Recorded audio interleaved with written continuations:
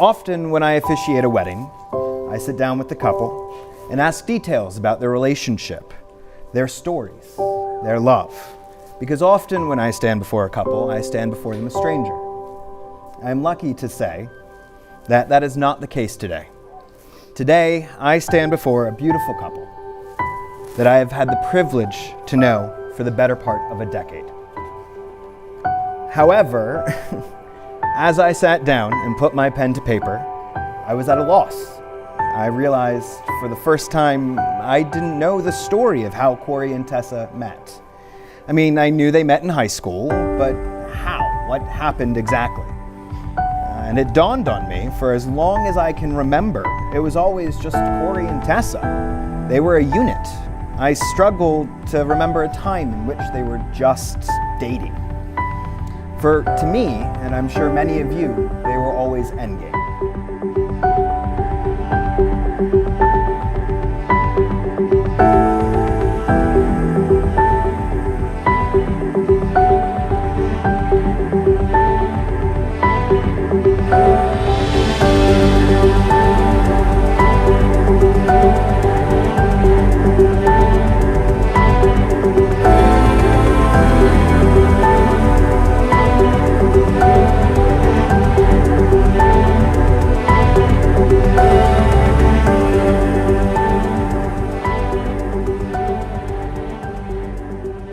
Your 6 years together have been quite an adventure, filled with beautiful moments, grand romantic gestures, from the moment you fell in love.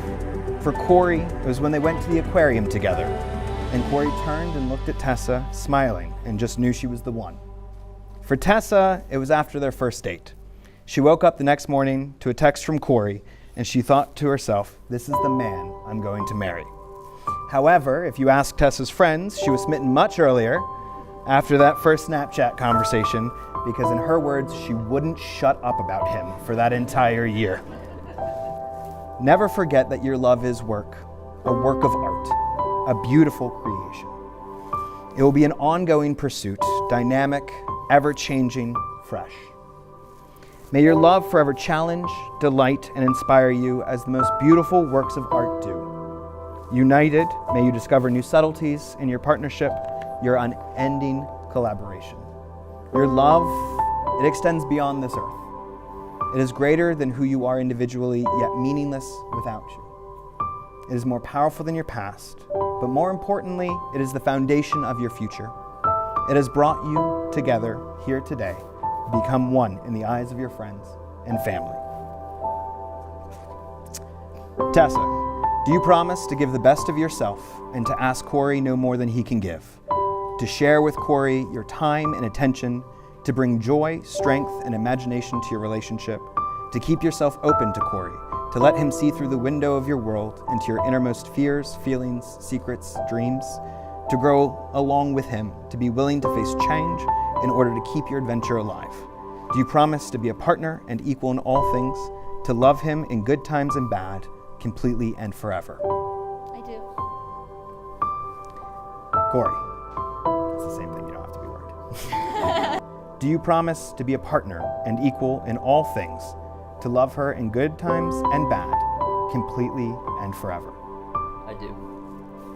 By the power vested in me, I now pronounce you husband and wife. You may kiss each other.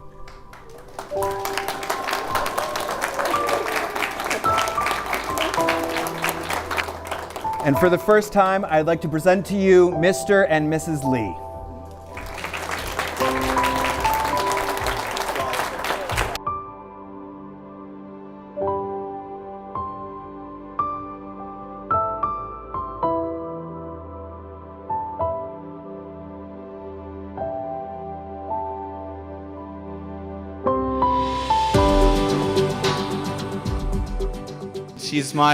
She's my sister.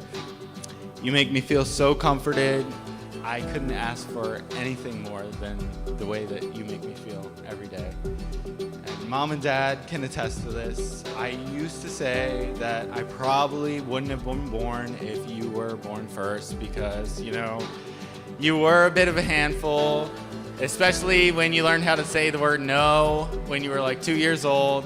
You said it a lot.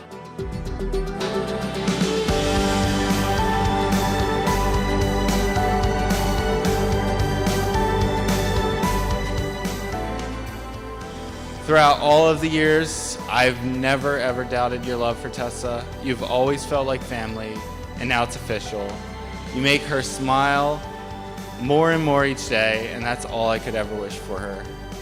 And you've always been like the brother I never had. Your interactions speak so true of your natural connection. You guys, you're more than soulmates. You're twin flames. So cheers to a lifetime of happiness and adventures. Everybody raise your glass. Here is to Tessa and Corey. We love you. Cheers.